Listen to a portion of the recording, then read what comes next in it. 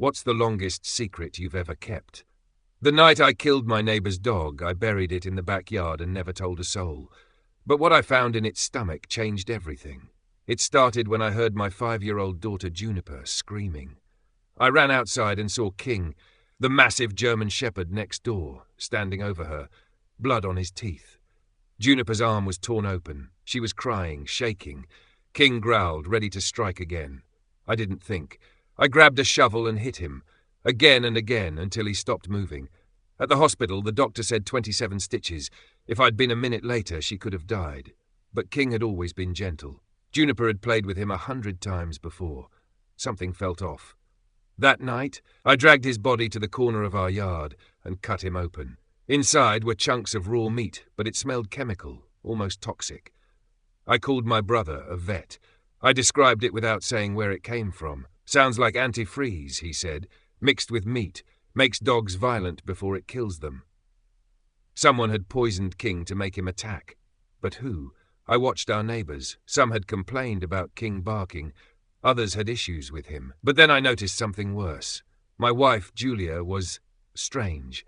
She asked detailed questions about Juniper's injuries. Almost disappointed she survived. Then I remembered. Last month, Julia took out a large life insurance policy on Juniper. Just being responsible, she'd said.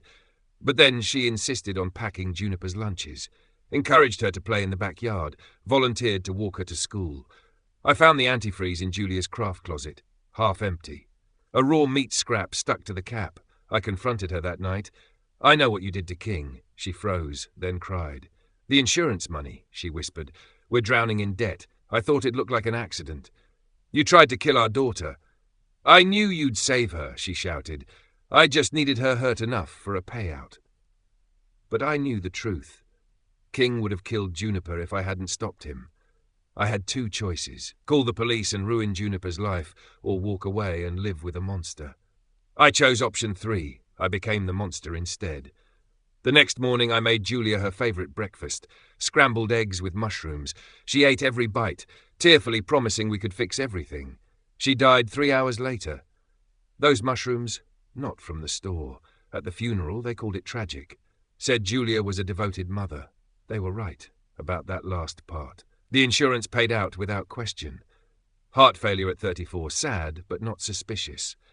Juniper asks about Mommy sometimes. I tell her Mommy loved her very much and went to heaven to keep her safe, which in a way is true.